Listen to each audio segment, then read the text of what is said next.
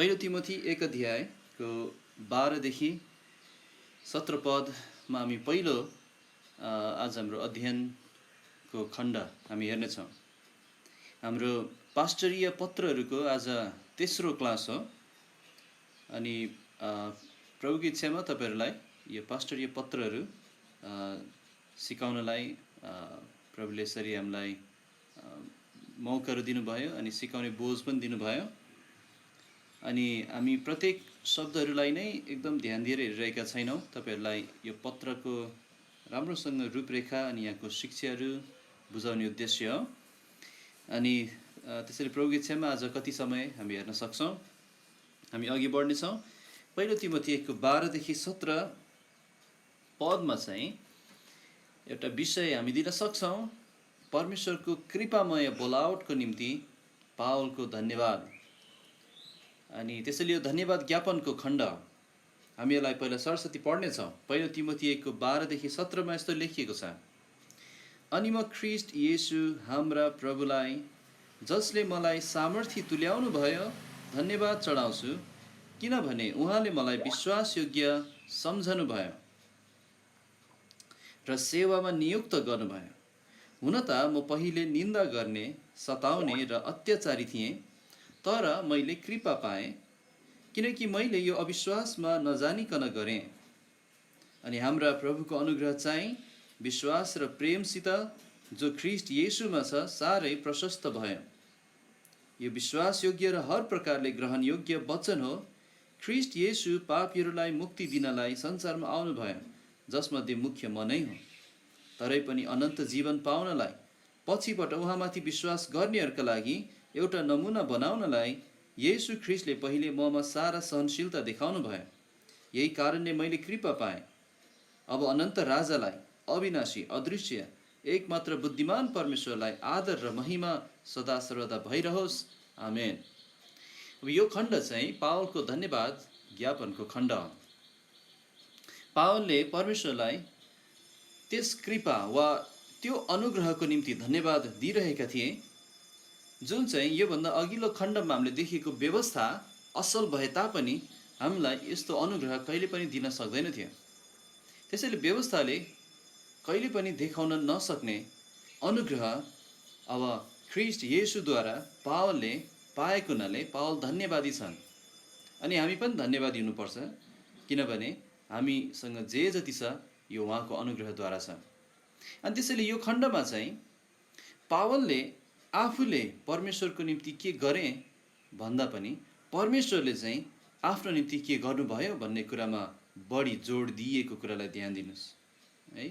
अनि हाम्रो सेवा पनि हामीले प्रभुको लागि के गर्यौं, के गरिरहेका छौं भन्ने कुरामा आधारित छैन, तर प्रभुले हाम्रो लागि के गर्नुभएको छ भन्ने कुरामा आधारित छ। सबभन्दा पहिलो कुरा हामी देख्छौं क्रुसको काम अनि त्यसको आधारमा र साथै त्यो क्रुसको कार्यद्वारा हामीले पाएको अनुग्रह, कृपा, यो सब कुराको आधारमा हामी उहाँको काम गर्न सक्षम भएका छौं, हाम्रो आफ्नै सामर्थ्यले होइन।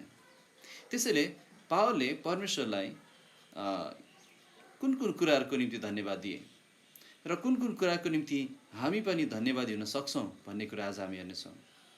त्यसैले पहिलो बुँदा हामी हेरौँ 12 पदबाट परमेश्वरले तिनलाई सामर्थ्य तुल्याउनु भयो। त्यसैले पावलले किन धन्यवाद दिए? किनभने परमेश्वरले तिनलाई सामर्थ्य तुल्याउनु भयो। 12 पदमा पावलले यसरी भन्छन्, म धन्यवाद चढाउँछु ख्रीष्ट येशू हाम्रो प्रभुलाई जसले मलाई सामर्थ्य तुल्याउनु भयो। सामर्थ्य तुल्याउनु भयो भन्ने यो शब्दको अर्थ चाहिँ सामर्थ्य र बलले सुसज्जित पार्नु वा सामर्थ्य र बलले भर्नु भन्ने अर्थ लाग्छ। किन हामीलाई सामर्थ्य तुल्याउनु पर्छ?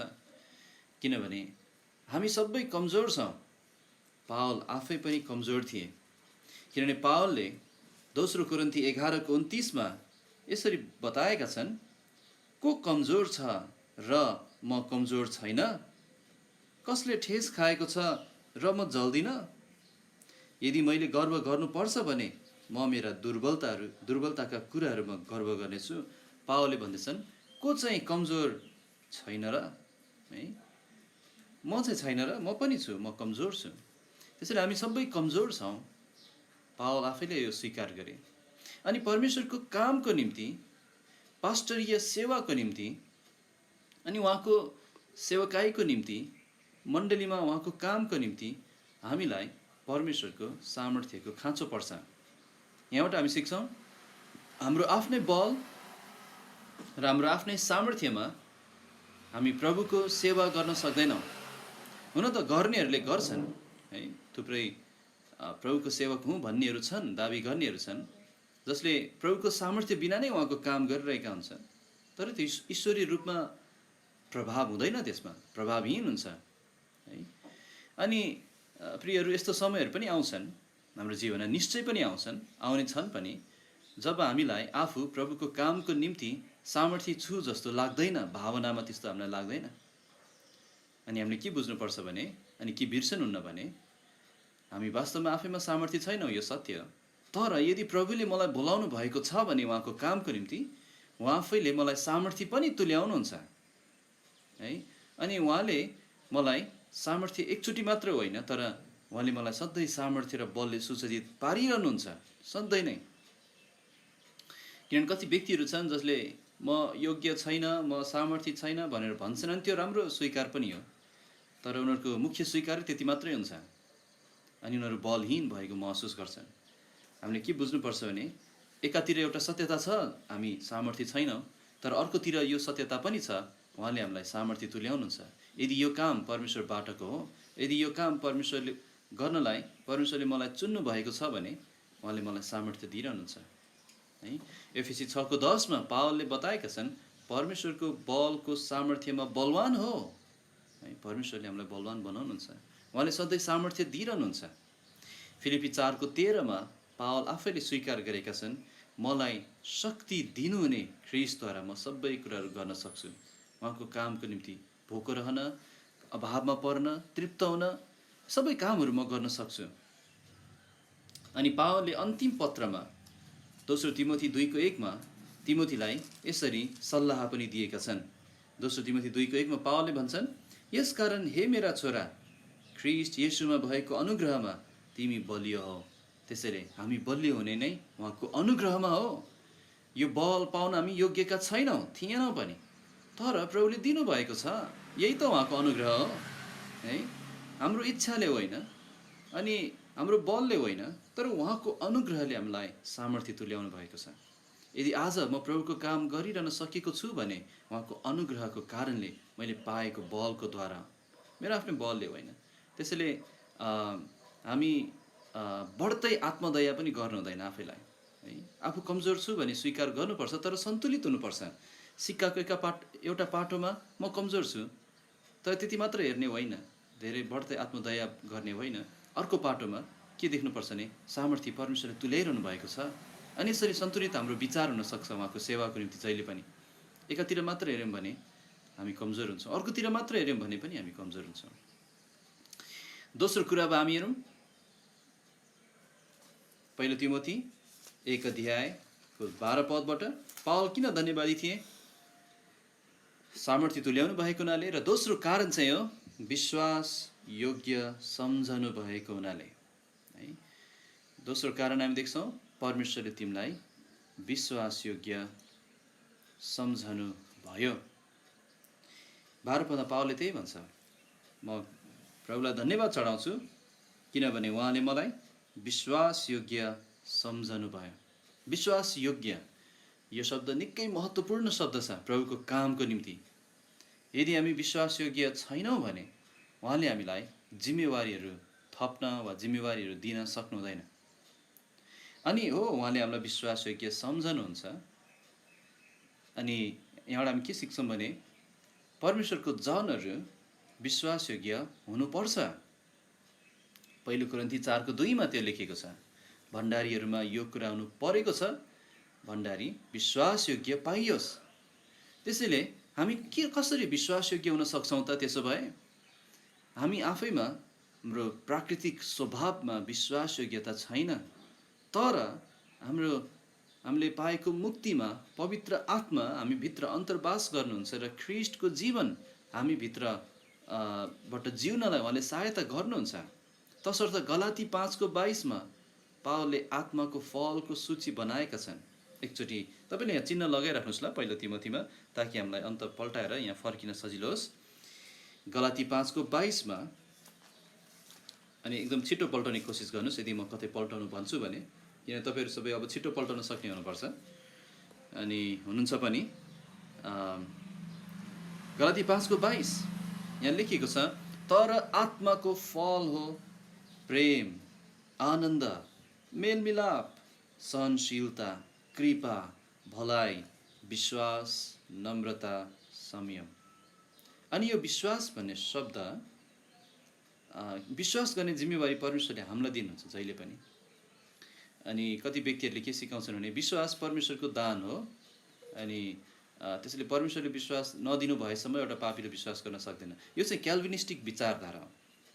विश्वास गर्ने जिम्मेवारी हामीलाई दिनुभएको छ। तर गलाती 5:22 यो विश्वासलाई आत्माको फल किन भनेको हो भने, यो विश्वास भने यहाँ शब्दको वास्तविक भाव चाहिँ विश्वास योग्यता भन्ने भावमा हो है। विश्वास योग्यता आत्माको फल पनि हो। र साथै प्रभुसँग विश्वासमा हिँड्नलाई पवित्र आत्माले हामीलाई सहायता गर्नुहुन्छ, अनि त्यो अर्थमा विश्वास आत्माको फल हो, तर विश्वास योग्यता पनि आत्माको फल हो। यसको अर्थ हामी पवित्र आत्मामा हिँडिरहेका छौँ भने हामी यो सबै फल फलाउन सक्छौँ। अर्थात् यो सब ख्रिस्टको जीवन हो, ख्रिस्टको चित्रण हो, अनि हामी विश्वासयोग्य हुन सक्छौँ। प्रभुले हामीलाई धेरै जिम्मेवारी दिनुभएको छ, हामीलाई सेवकाई दिनुभएको छ, उहाँले आफ्नो शिक्षा हामीलाई दिनुभएको छ, अभ्यास गर्न दिनुभएको छ, अनि सतावटहरूमा पर्न दिनुभएको छ। तर यी सबै कुराहरूमा हामी विश्वासयोग्य हुनुपर्छ, सेवकाईमा, शिक्षामा, अभ्यासमा, सतावटहरूमा पनि। अनि तेस्रो कुरा हामी हेरौँ पावलको धन्यवादको विषय। तेस्रो कुरा चाहिँ हो, पावल किन धन्यवाद थिए भने उहाँले सेवकाईमा नियुक्त गर्नुभएको हुनाले है। 12 पदमा पावलले फेरि थप्छन् यहाँ, म धन्यवाद चढाउँछु किनभने उहाँले मलाई विश्वासयोग्य सम्झनु भयो र साथै सेवामा नियुक्त गर्नुभयो। यो नियुक्त भन्ने शब्द चाहिँ अन्य ठाउँमा राख्नु वा हाल्नु भनेर अनुवाद गरिएको छ। अलिकति यसको अर्थ भाव हामी बुझ्न सक्छौँ। मत्ती 5:15 हामीले पल्टायौँ भने, मत्ती 5:15 पल्टाउनुहोस् कृपया। मत्ती 5:15 यहाँ येशूले चेलाहरूलाई पहाडी उपदेशमा केही कुराहरू सिकाउँदै हुनुहुन्छ। उनीहरू पृथ्वीका नुन हुन्, उनीहरू संसारका ज्योति हुन्, अनि यो ज्योति चाहिँ परमेश्वरले लुकाउनु भएको छैन, तर डाँडामाथि बसाल्नु भएको छ, सबै मानिसहरूले यो ज्योति देखोस् हाम्रो जीवनबाट भनेर। अनि त्यही भन्नु हुँदाखेरि उहाँले मत्ती 5:15 यो कुरा पनि बताउनुहुन्छ। यहाँ लेखेको छ, न त मानिसहरूले बत्ती बालेर पाथी मुनि राख्दछन्, तर सामदान माथि राख्दछन् र त्यसले घरभित्र हुने सबैलाई उज्यालो दिन्छ। अनि यो राख्नु शब्द यहाँ त्यही भनेर अनुवाद गरिएको छ, जुन चाहिँ उता नियुक्त गर्नुभयो भनेर पावलले बताइरहेछन्। त्यसले पावलले के भन्दैछन् भने, म चाहिँ एउटा बत्ती जस्तै हुँ जुन परमेश्वरको हातमा छु, र उहाँले मलाई यो सेवकाईको क्षेत्रभित्र राख्नु भएको छ। अर्थात् यो राख्ने काम चाहिँ सक्रिय रूपमा परमेश्वरले गर्दै हुनुहुन्छ र मेरो पनि केही भाग छ, म बोल्नुपर्छ, म निष्क्रिय त छैन, तर मेरो भाग छ। त्यसैले पावलले भन्दैछन् परमेश्वरले मलाई राख्नु भएको छ यहाँभित्र। अनि हामी यहाँबाट सिक्छौँ, पहिलो तिमोथीमा फर्किँदै गरौँ कि येशू ख्रिस्ट आफैले पावललाई सेवकाईभित्र राख्नुभयो। सेवकाईको निम्ति बोलावट र स्थान नियोजन चाहिँ मानिसबाटको हुँदैन, तर परमेश्वरबाटको हुन्छ, त्यो ईश्वरीय चरित्रको हुन्छ भनेर यहाँ देखाउन खोजिएको छ। अनि यो दुवै नै सेवाको निम्ति बोलावट र कुन स्थानमा राख्ने यो परमेश्वरबाट हुन्छ, हाम्रो आफ्नै इच्छाद्वारा हुँदैन है। त्यसैले एउटा के सिक्छौँ भने, यदि प्रभुको काम गर्ने, प्रभुको सेवा गर्ने इच्छा जुन हामी भित्र छ यो परमेश्वरबाट नै हो भने यो चाहिँ झन झन स्पष्ट र झन झन ठोस हुँदै जान्छ है। कतिले भन्छन् सबै ठाउँमा काम गर्ने, जागिर खाने कोसिस गरेँ, अनि केही नभएपछि अन्तिममा सेवा गरेको छु भनेर भन्ने व्यक्तिहरू हुन सक्छन् है। अनि अन्त कोसिस गरौँ, अनि त्यहाँ भएन भने चाहिँ म प्रभुको काम गरौँला। यस्ता व्यक्तिहरू खास परमेश्वरबाटको भोज होइन है, किनभने यस्तो निर्णय गरेर हामीले परमेश्वरको काम गर्न सक्दैनौँ। यदि म प्रभुको कामको निम्ति बोलाइएको छु र प्रभुले मलाई उहाँको सेवामा राख्न खोज्नु भएको छ भने त्यो इच्छा झन् झन् स्पष्ट, झन् झन् ठोस अनि झन् झन् बोजिलो हुँदै जान्छ। यति हुन्छ कि आफ्नो जीवन म अरू काममा खर्च गर्न सक्छु भनेर विचारधरी गर्न सकिँदैन है। विचार त आउला तर त्यो गर्न सकिँदैन। मैले प्रभुको काम गर्नुभन्दा अगाडि एउटा अफिसमा राम्रो काम गरेको थिएँ, राम्रो काम थियो मेरो, राम्रो ओहदा थियो। तर मेरो हृदय कहिले पनि त्यो काममा प्रसन्न थिएन। म जहिले पनि प्रभुको काम गर्न चाहन्थेँ तर कसरी थाहा थिएन। प्रार्थना गरिरहेको थिएँ अनि साथै जुन मण्डलीमा म थिएँ त्यहाँ जे मलाई दिएको थियो त्यो कुरामा पुरै विश्वासयोग्य हुन प्रभुको सहायताले खोज्दै अनि त्यो काम गरिरहेको थिएँ। तर मेरो हृदयमा एउटै इच्छा थियो, प्रभुको सेवा। अनि प्रभुले यसरी नै हामीलाई बोझ दिनुहुन्छ अनि त्यसरी नै हामीलाई स्पष्ट हुन उहाँले सहायता गर्नुहुन्छ। तर एकातिर हाम्रो भाग पनि छ, उहाँको कामको निम्ति म प्रभुबाट बोलाएको छु कि छैन भनेर पक्का गर्नलाई अध्ययन गर्दै उहाँले जे काम दिनुहुन्छ त्यो गर्न लागिरहनु पर्छ। नि हामी यसो गर्छौँ भने उहाँले मलाई अझै यसमा स्पष्ट पार्दै जानुहुन्छ। पावलले अर्को कुरा धन्यवाद दिन्छन् परमेश्वरको कृपाको निम्ति। पावलले भन्छ मलाई कृपा देखाउनु भयो। 13 पद, हुन त म पहिले निन्दा गर्ने, सताउने र अत्याचारी थिएँ, तर मैले कृपा पाएँ किनकि मैले यो अविश्वासमा नजानिकन गरेँ। परमेश्वरले कृपा कसलाई देखाउनु भयो? पहिलो कुरा चाहिँ उहाँले पापीहरूमध्ये मुख्यलाई देखाउनु भयो। पावलले 15 पदमा भन्छन् यो विश्वासयोग्य र हर प्रकारले ग्रहणयोग्य वचन हो, ख्रीष्ट येशू पापीहरूलाई मुक्ति दिनलाई संसारमा आउनुभयो, जसमध्ये मुख्य म नै हुँ। पावल चाहिँ एक समय साउल हुँदा उसले विश्वासीहरूलाई हदैसम्म सताएको थियो है। अनि 13 पदले त्यही भन्छ, हदैसम्म सताएको थियो उसले। अनि त्यो गरेर उसले प्रभुको सेवा गरिरहेको छु भन्ने ठानिरहेको थियो। जोसिलो थियो आफ्नो यहोवाको निम्ति। तर ख्रीष्ट नै यहोवा हुनुहुन्छ नि नबुझिकन यहोवा परमेश्वरलाई विश्वास गर्नेहरूलाई सताइरहेको थियो। पावलले 13 पदमा भन्छन् म निन्दा गर्ने, सताउने, अत्याचारी थिएँ, त्यसैले पापीहरूमध्ये मुख्यलाई उहाँले कृपा देखाउनु भयो। यहाँबाट के सिक्छौँ भने परमेश्वरले क्षमा गर्न नसक्नुहुने कुनै पनि पाप छैन। उहाँलाई धन्यवाद होस्, उहाँले सबै पाप क्षमा गर्न सक्नुहुन्छ। तर यहाँ अर्को कुरा के पनि सिक्छौँ भने जोस त राम्रो, पावलको जोस त निकै थियो है साउल हुँदाखेरि, तर ईश्वरीय ज्ञान र नम्रतामा थिएन। त्यसैले जोस राम्रो, प्रभुको काम गर्ने जोस, तर यसलाई ईश्वरीय ज्ञान र नम्रतामा प्रयोग गरिनुपर्छ। नत्र भने हाम्रो जोसले हामीलाई फाइदा होइन तर हानि मात्रै गर्छ है। त्यसैले ज्ञान बिनाको जोस चाहिँ बेफाइदाजनक छ। अर्को कुरा हामी सिक्छौँ ख्रीष्ट पापीहरूलाई बचाउन आउनुभएको।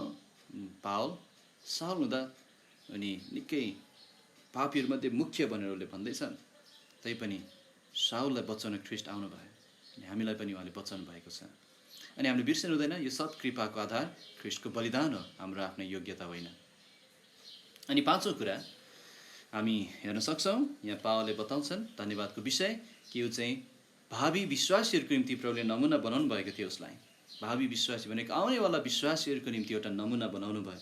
16 पदमा पावलले भन्छन् तरै पनि अनन्त जीवन पाउनलाई पछिबाट उहाँमाथि विश्वास गर्नेहरूका लागि एउटा नमुना बनाउनलाई येशू ख्रीष्टले पहिले ममा सारा सहनशीलता देखाउनु भयो, यही कारणले मैले कृपा पाएँ।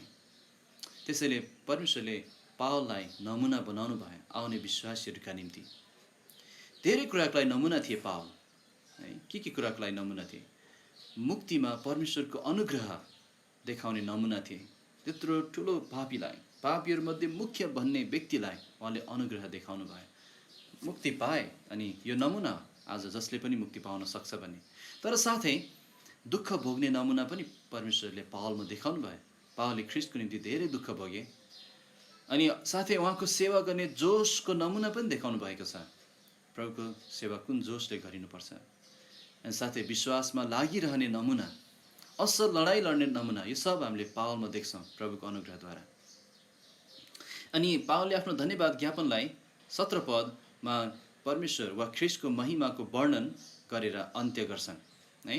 अनि उसले भन्छन् परमेश्वर चाहिँ ख्रीष्ट येशू चाहिँ उहाँ राजा हुनुहुन्छ, अनन्त राजा हुनुहुन्छ, उहाँ अविनाशी हुनुहुन्छ, अदृश्य हुनुहुन्छ, जुन ख्रीष्टमा प्रकट हुनुभयो र उहाँ एकमात्र बुद्धिमान परमेश्वर हुनुहुन्छ। अनि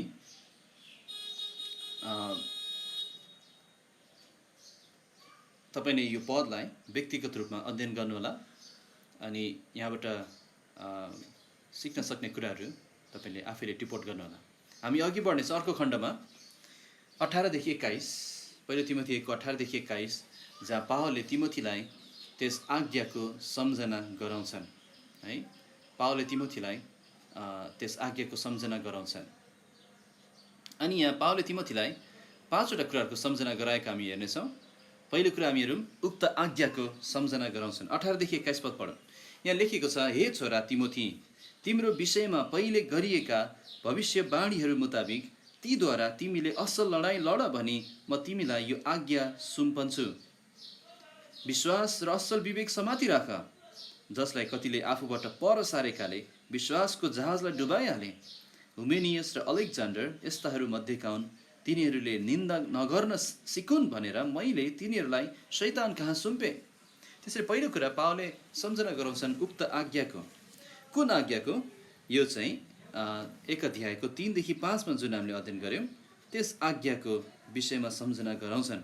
अर्थात् अर्कै शिक्षा नसिकाऊ, दन्त्य कथा र नटुङ्गिने वंशावलीमा ध्यान नलगाऊ भन्ने आज्ञाको सम्झना गराउँछन्। अनि यो आज्ञाको विषयमा हामीले राम्रोसँग अध्ययन गरेका छौँ गएको क्लासमा। अनि त्यसरी त्यो तपाईँहरूले फेरि फर्केर अध्ययन गर्नुहोला। साथै पावलले तिमोथीलाई दोस्रो कुरा पनि सम्झना गराउँछन्, दिइएका भविष्यवाणीहरू। 18 पदमा हेरौँ त, 1:18, हे छोरा तिमोथी, पावलले तिमोथीलाई छोरा भनिरहेका छन् अनि यसको विषय पनि हामीले अध्ययन गरेका छौँ। तिम्रो विषयमा पहिले गरिएका भविष्यवाणीहरू मुताबिक तीद्वारा भनेको त्यो भविष्यवाणीद्वारा तिमीले असल लडाइँ लड भनी तिमीलाई यो आज्ञा सुम्पन्छु। त्यसैले पावलले सम्झना गराउँछन् त्यो भविष्यवाणीको। अब यसमा अलिकति विचार गरौँ। तिमोथीले लडाइँ लड्नु पर्थ्यो, तर त्यो लडाइँ लड्नलाई उसलाई केही भविष्यवाणीहरू दिइएको रहेछ है, गरिएको रहेछ उसको विषयमा। त्यसैले तिमोथीले आफूले पाएको भविष्यवाणीहरूद्वारा असल लडाइँ लड्नु पर्थ्यो। यसलाई कसरी बुझ्ने? आज हामीसँग आज भविष्यवाणीका अझ पक्का वचन छ है। बाइबलले भन्छ, जसलाई ध्यान दिएर तिमीले असल गर्दछौ। दोस्रो पत्रुस 1:19मा छ, त्यहाँ पल्टाउने छैनौँ, तर त्यहाँ लेखेको छ, हामीसँग भविष्यवाणीको अझ पक्का वचन पनि छ, जसलाई दिनको उज्यालो नखसुन्जेल तिमीहरूका हृदयहरूमा बिहानको तारा नउदाउन्जेल अँध्यारो ठाउँमा चम्किने ज्योतिलाई चाहिँ तिमीहरूले ध्यान दिएर असल गर्दछौ। त्यसैले हामीलाई भविष्यवाणीहरू दिएका छन्। त्यो चाहिँ अरू केही होइन, परमेश्वरको वचन हो है, भविष्यवाणीको पक्का वचन हो। अनि हामीसँग आज परमेश्वरको सिद्ध इच्छा जान्न पवित्र शास्त्र दिइएको छ। अनि तिमोथीलाई जस्तो विशिष्ट भविष्यवाणीका आज्ञाहरू त छैन हामीलाई, अनि त्यस्तो आज्ञाहरूको आवश्यक पनि छैन है, तर हामीलाई पूर्ण सिद्ध भविष्यवाणीको वचन छ। अनि त्यसरी हामीलाई भविष्यवाणी दिएर प्रभुको काम गर भन्ने आधिकारिक प्रेरितहरू पनि हाम्रोमा छैनन्। त्यसरी हामीले त्यस्तो विशिष्ट भविष्यवाणी पाउँदैनौँ, तर केवल उहाँको वचन हामीसँग छ। तेस्रो कुरा पावलले सम्झना गराउँछन्, आत्मिक लडाइँ छ भनेर। अनि हामीले सम्झना गर्नुपर्छ, हामी सबैजना आत्मिक लडाइँमा छौँ। हाम्रो आत्मिक लडाइँ छ, हाम्रो आत्मिक शत्रु छ शैतान। अनि देखिने शत्रुहरू नदेखिने शत्रुहरू दुवै हुन्छन्। अनि हाम्रो आफ्नै हृदय पनि छली छ, त्यसैले हामी आत्मिक लडाइँमा छौँ भन्ने हामीले बिर्सनु हुँदैन प्रियहरू। चौथो कुरा हामी पावलले तिमोथीलाई सम्झना गराएको चौथो कुरा हामी हेर्नेछौँ। यहाँ भनेछ असल विवेक र विश्वासको आवश्यकताको सम्झना गराउँछन् है। 19 पद, विश्वास र असल विवेक समाति राख। त्यसैले चौथो कुरा असल विवेक र विश्वास। विश्वास भन्ने चाहिँ दुईवटा अर्थमा बुझ्न सक्छौँ। एउटा चाहिँ हो शिक्षाको सङ्गालो, हामीलाई सुम्पिएको विश्वास। हामी के विश्वास गर्छौँ भने त्यो ठोस वस्तु, त्यो सङ्गालो, शिक्षाको सङ्गालो, साथै विश्वासको हिँडाइ सहित ख्रिस्टीय जीवन। अनि पावलले भन्दैछ यो असल लडाइँ लड्नलाई यो दुईवटा कुरा महत्त्वपूर्ण छ, विश्वास र असल विवेक। विश्वासको हिँडाइ। अब्राहम विश्वासमा लड्खराएनन्, तर विश्वासमा बलियो भए। बिना विश्वास परमेश्वरलाई खुसी तुल्याउनु असम्भव छ। अनि विश्वास चाहिँ हाम्रो नदेखेको कुराहरूको ठोस वस्तु हो है, त्यसैले विश्वासको सङ्गालो। र दोस्रो कुरा चाहिँ असल विवेक भन्छन्। असल विवेक भनेको सफा विवेक भनेको यस्तो विवेक जहाँ पाप स्वीकार गरिएका छन् र तिनलाई त्यो पापलाई हृदयमा हुर्कन ठाउँ दिइएको छैन है। हृदयमा भएको पापलाई स्वीकार गरिएका छन्। त्यस्तो भयो भने हाम्रो विवेक असल भइरहन्छ। तर पाप स्वीकार गरेका छैनौँ, गोप्य पापमा हामी जिरहेका छौँ भने हाम्रो विवेक असल हुन सक्दैन, त्यो शुद्ध हुन सक्दैन। र साथै असल विवेक हुनलाई जे ठिक छ त्यो गरिरहेको हुनुपर्छ। जे ठिक छ त्यो गरिरहेको, प्रभुको कामको निम्ति जे गर्नु ठिक छ आज मैले त्यो गरिरहेको छु भने मेरो विवेक असल हुन्छ। अनि यो विश्वास र असल विवेक दुवै कुरा सँगै उल्लेख गरिएकोले हामीले बुझ्न सक्छौँ कि यो एकअर्कासँग सम्बन्धित छ। असल विवेक बिना विश्वास अभ्यास गर्नु अर्थहीन हुन्छ र खाँटी विश्वासको सङ्गालो बिना असल विवेक हुनु पनि असम्भव छ। यदि हामीसँग ठिक शिक्षा छैन भने हाम्रो विवेक असल हुन सक्दैन कहिले पनि। अनि साथै पास्टरीय सेवकाईको निम्ति, प्रभुको कामको निम्ति यो दुवै अति नै महत्त्वपूर्ण छ। यो दुवै हुनु यति महत्त्वपूर्ण छ कि परमेश्वरले यसको माग नै गर्नुभएको छ।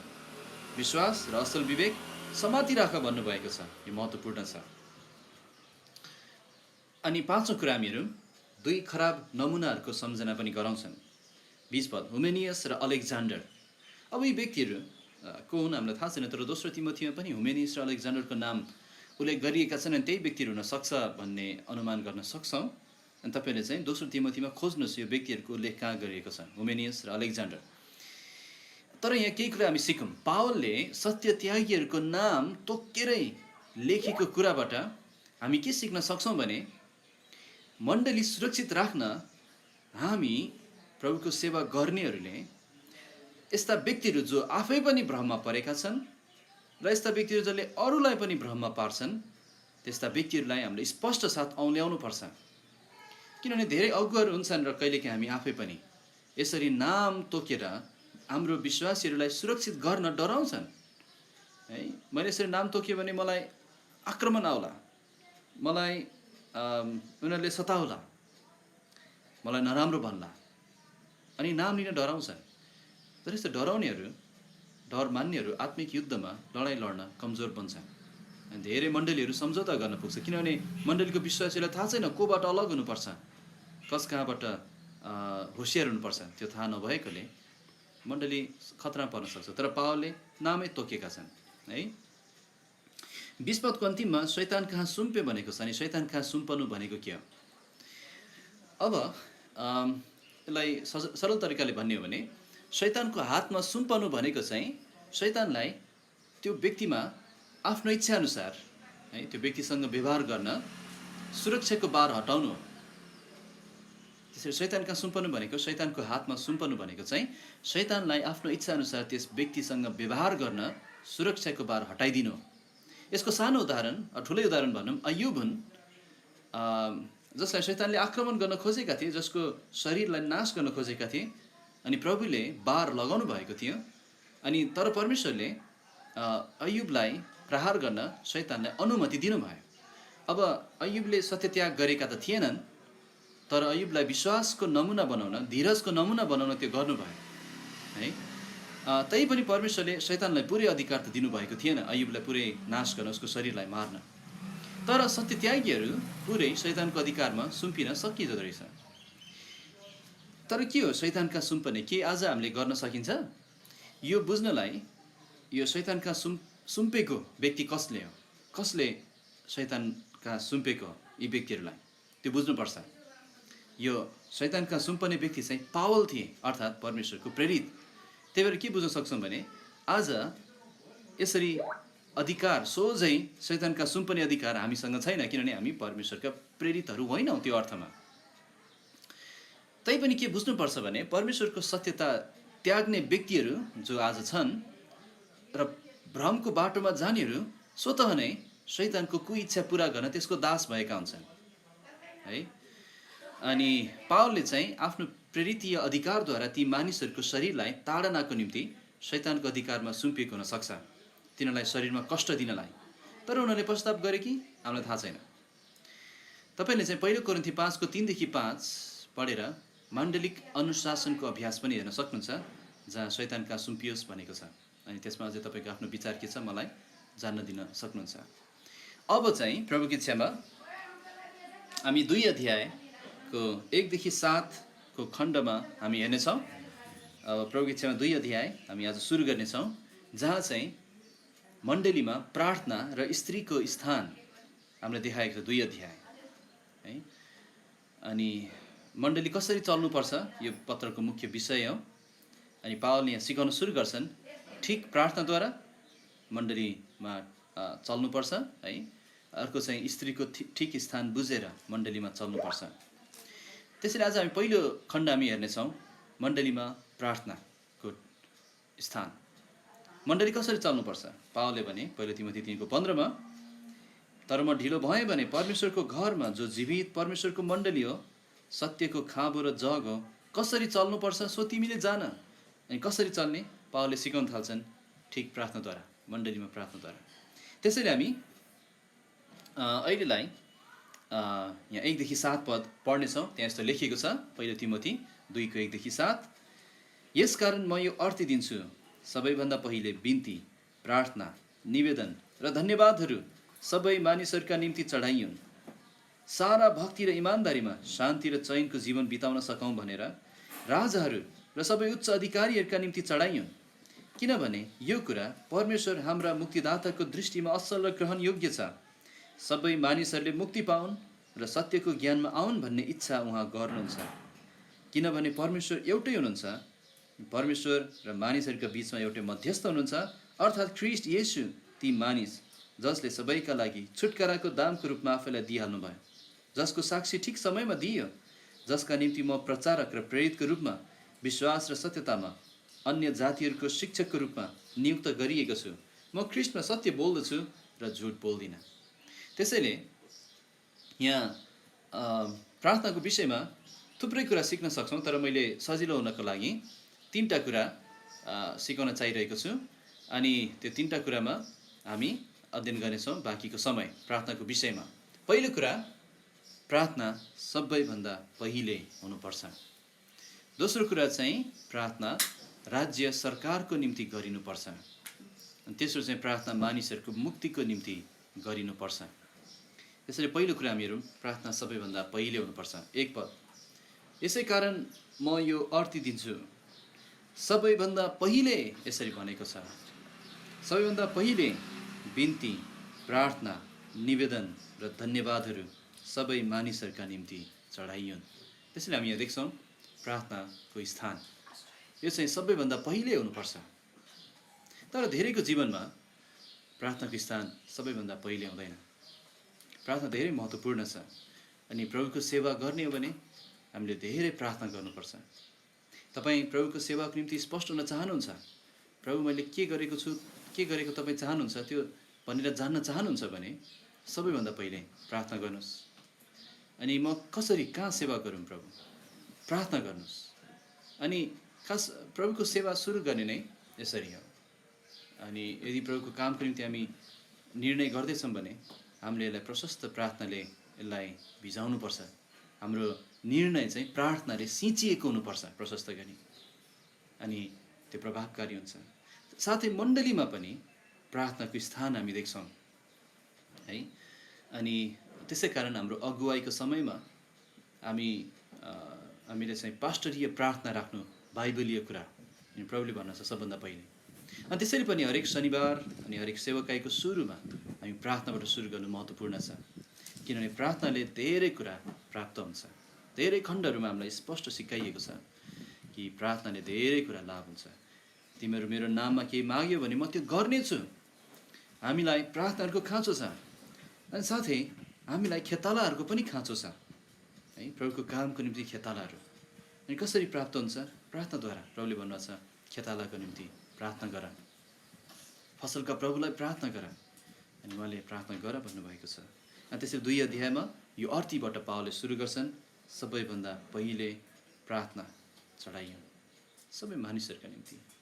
अनि यहाँ भनेको छ बिन्ती। बिन्ती भनेको परमेश्वरसँग जाहेर गर्नु, केही कुराहरू माग गर्नु। प्रार्थना भनेको आराधना र उपासना सहित उहाँसँग कुरा गर्नु। निवेदन भनेको चाहिँ एक अर्काका निम्ति प्रार्थना गर्नु। अन्तर्बिन्ती भनेर पनि अनुवाद गर्न सकिन्छ। र धन्यवाद भनेको त उहाँलाई धन्यवाद चढाउनु निश्चय पनि।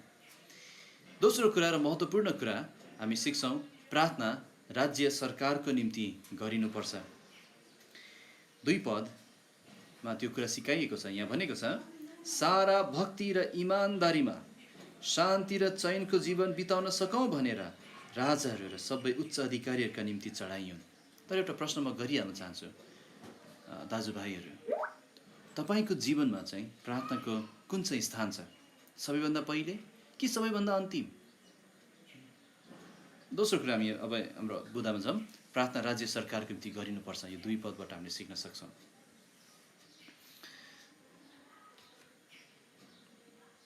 यो खण्डमा परमेश्वरको बारेमा के कुराहरू सिक्न सकिन्छ त? त्यो चाहिँ तपाईँले सूची बनाउनुहोस्। तपाईँलाई होमवर्क हो यो चाहिँ। यो खण्डबाट परमेश्वरको बारेमा के कुराहरू सिक्न सकिन्छ, यो तपाईँहरूलाई होमवर्क हुन्छ। अघि बढौँ। यहाँ केही कुराहरू त छ। उहाँ सारा राज्यमाथि सार्वभौम मुक्तिदाता एकमात्र परमेश्वर हुनुहुन्छ है। तपाईँको होमवर्क थियो। त्यसैले अब हामी विचार गरौँ, अघि बढौँ। यहाँ राज्य सरकारको निम्ति प्रार्थना गरिनुपर्छ। अनि यहाँ 2टा कारण हामीलाई दिएको छ किन राज्य सरकारको निम्ति प्रार्थना गर्ने। पहिलो कारण हो हामीले शान्ति र चैनको जीवन बिताउन सकौँ भनेर। अनि दोस्रो चाहिँ हामीले सारा भक्ति र इमान्दारी साथ जिउन सकौँ भनेर है। 2 पद फेरि पढौँ। किन राज्य सरकारको निम्ति प्रार्थना गर्ने? सारा भक्ति र इमान्दारीमा शान्ति र चैनको जीवन बिताउन सकौँ भनेर राजाहरू र सबै उच्च अधिकारीहरूका, म फेरि पढ्छु ल, यहाँ ट्याक्टरले डिस्टर्ब भयो। 2 पद, सारा भक्ति र इमान्दारीमा शान्ति र चैनको जीवन बिताउन सकौँ भनेर राजाहरू र सबै उच्च अधिकारीहरूका निम्ति चढाइयुन्। त्यसैले 2टा कारण किन हामीले प्रार्थना गर्नुपर्छ। हामीले शान्ति र चैनको जीवन बिताउन सकौँ भनेर, हामीले सारा भक्ति र इमान्दारी साथ जिउन सकौँ भनेर है। अब यहाँ केही शब्दहरूको विचार गरौँ। भक्ति भनेको के हो? मैले धेरै ठाउँमा यसको अर्थ खोज्ने कोसिस गरेँ, तर अनि मनन गर्दाखेरि मलाई यो अर्थ चाहिँ बढी उपयुक्त लाग्यो। भक्ति भनेको चाहिँ परमेश्वरसँग सम्बन्ध राख्ने कुराहरूलाई प्रेम गर्नु र तिनको अभ्यास गर्नु है। भक्ति भनेको परमेश्वरसँग सम्बन्ध राख्ने कुराहरूलाई प्रेम गर्नु र तिनलाई अभ्यास गर्नु। अनि भक्ति भनेको यो पनि भन्न सक्छौँ, सारा ईश्वरीय कुराहरू अनुसार परमेश्वरको भयमा जिरहेको जीवन। सारा ईश्वरीय कुराहरू अनुसार परमेश्वरको भयमा जिरहेको जीवन। त्यसैले भक्तिको जीवनको निम्ति प्रार्थना गर। र साथै इमान्दारी यहाँबाट के सिक्छौँ भने विश्वासीहरू इमान्दार हुनुपर्छ। हामी सब क्षेत्रहरूमा इमान्दार हुनुपर्छ। मालिकको काममा किन नहोस्, हामी इमान्दार हुनुपर्छ है। हामीले कतै कुनै मालिकको काम गरिरहेका छौँ भने, अनि हामी गर्छौँ है, अफिसहरूमा अनि थुप्रै ठाउँहरूमा कसैको काम गरिरहेका छौँ, अनि त्यसको लागि हामीलाई मासिक तलब वा रकम दिइने गरिन्छ भने त्यो समय, हामीले त्यो काम गर्ने समय खास हामीले हाम्रो मालिकलाई बेचेका हौँ, अनि त्यही समयको बदलामा हामीले तलब पाउँछौँ। त्यही भएर हामीले आँखाको सामु मात्र सेवा गर्नु हुँदैन। अनि हामी इमान्दार हुनुपर्छ। यदि पैसाको जिम्मा पाएको छ भने त्यसमा पनि इमान्दार, कामको समय र सबै कुराहरू इत्यादिमा हाम्रो लामो हात हुनु हुँदैन। भनेको मानिसहरूले 9 देखि 5 जस्तै हाम्रो नेपाली सरकारी कर्मचारीहरू यो कुरामा उहाँहरू प्रख्यात होइन, कुख्यात हुनुहुन्छ। उहाँहरूले आफ्नो समय सरकारलाई बेच्नु भएको छ, जसको सट्टामा उहाँले तलब पाउनुहुन्छ, तर त्यो समय उहाँहरूले इमान्दार साथ प्रयोग गर्नु हुँदैन। त्यसैले उहाँहरूले यसो गर्दाखेरि चाहिँ त्यो समय चोरिरहेको हुनुहुन्छ। लामो हात गरिरहनु भएको छ, त्यो समयमा त्यो गर्नु हुँदैन। साथै परमेश्वरले हामीलाई प्रशस्त समय दिनुभएको छ उहाँको निम्ति जिउन, अभ्यास गर्न, अध्ययन गर्न, अनि त्यो समयहरू उहाँको निम्ति खर्चिएका छैन भने हामीले त्यो समयमा लामो हात गरिरहेका छौँ, हामी इमान्दार भएछौँ। यहाँ एउटा कुरा के सिक्न चाहन्छौँ भने यो भक्ति र इमान्दारी चाहिँ यहाँ शान्ति र चयनको जीवन अनि भक्ति र इमान्दारीको जीवन भनेकोबाट के सिक्छौँ भने प्रायः जसो सतावटको समयमा विश्वासीहरू जोसिला हुने गरेका छन् सतावटको समयमा चाहिँ है। अनि त्यस्तो परिस्थितिहरूमा विश्वासीहरू सारा भक्ति र इमान्दारीमा जिएका छन्। तर जब भूमिमा भनेको देशमा शान्ति हुन्छ तब प्राय जसो विश्वासीहरू अल्छी हुन्छन्, भक्ति साथ जिरहेका हुँदैन। अनि तैपनि हामी शान्ति साथ जिउनु प्रभुको इच्छा हो। अनि जब हामी शान्ति साथ जिउन पाएका हुन्छौँ त्यस्तो अवस्थामा चाहिँ हामी भक्ति साथ जिउन ध्यान दिनुपर्छ है। हामीले पाएको शान्ति र चैनलाई हामीले व्यर्थै तुल्याउनु हुँदैन। 2 पद फेरि पढौँ एकचोटि। सारा भक्ति र इमान्दारीमा शान्ति र चयनको जीवन बिताउन सकौँ भनेर। त्यसैले शान्ति र चयन जब प्रभुले दिनुहुन्छ त्यो व्यर्थै फ्याल्नलाई होइन रहेछ, तर भक्ति र इमान्दारीमा जिउनलाई रहेछ भन्ने हामी यहाँ सिक्छौँ है। यस्तो कनेक्सन हामी यहाँ देख्छौँ। प्रभुले भन्नुभएको छ शान्ति र चयनको निम्ति प्रार्थना गर ताकि त्यो समय चाहिँ तिमीले भक्तिमा बिताउन सकौ, त्यो समय चाहिँ इमान्दारीमा बिताउन सकौ है। अनि हामीले भक्ति देखाउने एउटा तरिका के हो? यहाँ सन्दर्भबाट हामीलाई थाहा हुन्छ, सुसमाचार प्रचार। अनि 3 पददेखि पावलले भन्न थाल्छन् यो कुरा परमेश्वरको दृष्टिमा ग्रहण योग्य छ, सबैले मुक्ति पाउन्, सत्यको ज्ञानमा आउन्। त्यसैले जब प्रभुले हामीलाई शान्ति र चयन दिनुहुन्छ, अब यसरी बुझौँ अझै हामीले राज्य सरकारको निम्ति किन प्रार्थना गर्नुपर्छ? हामीले शान्ति र चयन पाऊँ भनेर। अनि किन त्यो शान्ति र चयन हामीले पाउनुपर्छ? हामी भक्ति र इमान्दारीमा जिउन सकौँ भनेर। अनि त्यो शान्ति र चयनमा पाएको भक्तिको जीवन कस्तो हुन्छ? सुसमाचार प्रचार हुन्छ। अनि ताकि त्यो समयमा परमेश्वरले धेरैलाई मुक्ति दिन सक्नुभएको होस् है।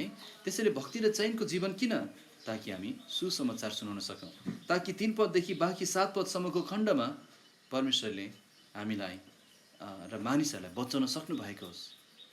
त्यसैले प्रियहरू, यो नेपालको निम्ति परमेश्वरको समय भन्नुको कारण के हो भने नेपालमा शान्ति छ अहिले हामीलाई हाम्रो अभ्यास गर्न। अनि यो शान्ति उहाँले दिनुभएको चाहिँ उहाँको सुसमाचारको प्रचार गर्नलाई हो, उहाँको सेवा गर्नलाई हो। तर जब शान्ति छ मान्छेहरू अल्छी हुन्छन्। अनि प्रभुले विश्वासीहरूलाई शान्ति दिनुको मुख्य उद्देश्य नै अरूहरूलाई बचाउनु रहेछ। तर यदि उसले भक्तिमा जिएको छैन भने परमेश्वरले मुख्य उद्देश्य पुरा गर्न सक्नुहुँदैन है। त्यसैले 2 अध्यायमा यो प्रार्थना र सुसमाचारको कनेक्सन तपाईँ देख्नुपर्छ। राज्य सरकारको निम्ति प्रार्थना किन? शान्ति र चयनको जीवन। तर किन शान्ति र चयनको जीवन? किनभने 3 पद र 4 पद अनुसार हामी सिक्न सक्छौँ उहाँ मानिसहरूलाई बचाउन चाहनुहुन्छ। कसरी बचाउनुहुन्छ उहाँले मानिसहरूलाई? आफ्नो सुसमाचारद्वारा है। त्यसैले तेस्रो कुरा, मानिसहरूको मुक्तिको निम्ति प्रार्थना गरिनु पर्दो रहेछ। मानिसहरूको मुक्तिको निम्ति प्रार्थना गरिनु पर्दो रहेछ। अब खास तपाईँहरूलाई यो गृह कार्य दिन सोचिरहेको थिएँ, तर ठिकै छ, तपाईँले यो अहिले विचार गर्न सक्नुहुन्छ। यहाँ मुक्तिको बारेमा हामी धेरै कुरा सिक्न सक्छौँ है। अनि यो खण्डबाट के कुरा सिक्न सक्छौँ? यो खण्डबाट पहिलो कुरा सिक्न सक्छौँ, परमेश्वर मुक्तिदाता हुनुहुन्छ। अनि उहाँको यो संसारमा मुख्य काम नै यही हो, उहाँ मुक्ति दिन रुचाउनुहुन्छ। उहाँ मुक्तिदाता हुनुहुन्छ, उहाँ हाम्रो मुक्तिदाता हुनुहुन्छ। अनि उहाँ अविश्वासीहरूको पनि मुक्तिदाता हुन चाहनुहुन्छ। त्यसैले उहाँले हामीलाई शान्ति दिनुहुन्छ, चयन दिनुहुन्छ, ताकि हामी उहाँको सुसमाचार लिएर जान सकौँ र हाम्रो भक्तिको अभ्यास गर्न सकौँ। दोस्रो कुरा हामी यहाँ सिक्छौँ, सबैले मुक्ति पाएको इच्छा उहाँले गर्नुहुन्छ। त्यसैले कुनै मानिस नरककै निम्ति प्रभुले बनाउनु भएको छ भन्ने शिक्षा झुट्टो शिक्षा। उहाँ सबैले मुक्ति पाएको चाहनुहुन्छ। दुष्टहरूको मृत्युमा उहाँलाई शान्ति छैन है। अनि तेस्रो कुरा, मुक्तिको बारेमा के सिक्न सक्छौँ भने मुक्ति भनेको सत्यको ज्ञान हो है। 4 पद यहाँ लेखेको छ, सबै मानिसहरूले मुक्ति पाउन् र केमा आउन्? सत्यको ज्ञानमा आउन्। त्यसैले मुक्ति पाउनु भनेको सत्यको ज्ञान पाउनु। अहिले संसारमा धेरै खालको ज्ञानहरू छन्, भ्रमात्मक ज्ञानहरू छन्, असत्य ज्ञानहरू छन्, झुट्टा ज्ञानहरू छन्। तर मुक्ति चाहिँ सत्यको ज्ञान हो। त्यसैले हामी ढुक्काउन सक्छौँ किनभने हामीसँग मुक्ति छ, सत्यको ज्ञान छ। चौथो कुरा, मुक्तिदाता केवल एक मात्र परमेश्वर हुनुहुन्छ है। 5 पद भनेछ किनभने परमेश्वर एउटै हुनुहुन्छ, एउटै हुनुहुन्छ। उहाँ मुक्तिदाता केवल एक मात्र परमेश्वर हुनुहुन्छ। यहाँ धेरै परमेश्वर हुनुहुन्न, 3टा परमेश्वर होइन, उहाँ एउटै परमेश्वर, खालि 3 व्यक्तिको रूपमा। उहाँ लाखौँ करोडौँ ईश्वरहरू जस्तो होइन, बहु ईश्वर होइन, तर एक मात्र परमेश्वर। अनि मुक्ति केवल उहाँमा मात्रै छ। अनि 5औं कुरा हामी यहाँबाट सिक्न सक्छौँ, येशू ख्रीष्ट एक मात्र मध्यस्थ हुनुहुन्छ। उहाँले भन्नुभयो, बाटो सत्य र जीवन म नै हो, मद्वारा बाहेक कोही पनि पिता कहाँ आउँदैन। त्यसैले येशू ख्रीष्ट एक मात्र मध्यस्थ हुनुहुन्छ। र साथै 6औं कुरा हामी सिक्न सक्छौँ, येशू ख्रीष्ट सिद्ध रूपमा मानिस बन्नुभयो। 5 पद त्यही भनेछ, किनभने परमेश्वर एउटै हुनुहुन्छ अनि परमेश्वर र मानिसहरूका बिचमा एउटै मध्यस्थ हुनुहुन्छ, अर्थात् ख्रीष्ट येशू ती मानिस 2000 वर्ष अगाडि परमेश्वर मानिस बन्नुभयो ताकि मानिस परमेश्वर कहाँ पुग्न सकोस्। 2000 वर्ष अगाडि परमेश्वर मानिस कहाँ आउनुभयो ताकि मानिस परमेश्वर कहाँ पुग्न सकोस्। येशू ख्रीष्ट एक मात्र मध्यस्थ हुनुहुन्छ पिता कहाँ पुग्ने। येशू ख्रीष्ट मानिस बन्नुभयो, त्यहाँ उद्देश्य थियो, हाम्रो पापको ज्याला मृत्यु थियो, त्यो मृत्यु तिरिनु पर्थ्यो। अनि त्यो मृत्युको ज्याला तिर्नलाई परमेश्वर मर्न सक्नु हुँदैन, तर मर्न सक्नको निम्ति उहाँले रूप धारण अर्थात् देह धारण उहाँले गर्नुभयो, उहाँ देहधारी हुनुभयो। अनि यहाँ अर्को कुरा सिक्न सक्छौँ, 7औं कुरा, कि येशू ख्रीष्ट नै पापबाट छुटकारा दिने दाम हुनुहुन्छ। 6 पद, जसले सबैका लागि छुटकाराको दामको रूपमा आफैलाई दिइहाल्नुभयो, जसको साक्षी ठिक समयमा दिइयो। त्यसैले येशू ख्रीष्ट त्यो व्यक्ति नै त्यो दाम हुनुहुन्छ, पापबाट छुटकारा दिने दाम। त्यसैले मुक्ति यस व्यक्तिमाथि छ, कुनै विचारमाथि होइन, तर व्यक्तिमा, किनभने त्यो दाम नै एउटा व्यक्ति हुनुहुन्छ। पापको दाम, छुटकाराको दाम नै एउटा व्यक्ति अर्थात् ख्रीष्ट येशू ती मानिस, ती मध्यस्थ हुनुहुन्छ। अनि यहाँ अर्को कुरा हामी सिक्न सक्छौँ, 8औं कुरा, येशू ख्रीष्टले इच्छापूर्वक आफूलाई दिनुभयो। यहाँ भनेको छ आफैलाई दिइहाल्नुभयो, उहाँले इच्छापूर्वक दिनुभएको, उहाँले आफ्नै इच्छाले दिनुभएको मुक्तिको निम्ति उहाँले आफ्नै इच्छाअनुसार दिनुभयो। अनि अन्तिम कुरा र 9औं कुरा यहाँबाट के सिक्न सक्छौँ भने, परमेश्वरले आफ्ना जनहरूलाई सुसमाचार प्रचार गर्न नियुक्त गर्नुभएको छ। 7 पद, जसका निम्ति म प्रचारक प्रेरितको रूपमा विश्वास र सत्यतामा अन्य जातिहरूको शिक्षकको रूपमा नियुक्त गरिएको छु। म ख्रीष्टमा सत्य बोल्दछु र झुट बोल्दिनँ। त्यसैले परमेश्वरले आफ्ना जनहरूलाई सुसमाचार प्रचार गर्न नियुक्त गर्नुभएको छ। तपाईँलाई र मलाई भने यही काम गर्न नियुक्त गर्नुभयो। त्यसै 2 अध्यायको 1देखि 7को मुख्य विषय यही हो कि हामीले प्रार्थना गर्नुपर्छ राज्य सरकारको निम्ति, जसद्वारा हामीले शान्ति र चयन पाउन सकौँ। अनि त्यो शान्ति र चयनमा हामी भक्ति गर्न सकौँ। फलस्वरूप परमेश्वरले मानिसहरूलाई बचाउन सक्नु भएको होस्, किनभने भक्तिको एउटा अभ्यास चाहिँ सुसमाचार प्रचार हो। त्यसैले उहाँले भन्नुहुन्छ प्रार्थना गर। सबैभन्दा पहिले मण्डलीमा प्रार्थनाको स्थान, साथै राज्य सरकारको निम्ति प्रार्थनाको कारण है, हाम्रो आफ्नो व्यक्तिगत जीवनको निम्ति र परमेश्वरको महान आज्ञाको निम्ति प्रार्थना। त्यसैले महत्त्वपूर्ण छ यो यसरी अभ्यास गर्नु। अनि यो नै हो हामी मण्डलीमा ठिकसँग चल्ने तरिका। अब अर्कोचोटि चाहिँ हामी मण्डलीमा स्त्रीहरूको स्थान हामी देख्नेछौँ, अध्ययन गर्नेछौँ। मण्डलीमा कसरी चल्नुपर्छ, स्त्रीहरूको ठिक मनोभाव र स्थानद्वारा। अनि तपाईँहरूले चाहिँ 8देखि 15 पद, 2 अध्यायको 8देखि 15 पदबाट सिक्न सक्ने शिक्षाहरूलाई टिपोट गर्नुहोला। अनि त्यसपछि अर्को हप्ता हामी सिक्नेछौँ त्यसबाट। पहिले तिमी 2को 8देखि 15बाट त्यहाँ पाउन सक्ने कुराहरूको बारेमा, त्यहाँ सिक्ने शिक्षाको बारेमा टिपोट गर्नु, जे सिक्न सक्नु त्यो सबै। अनि प्रार्थना गरौँ।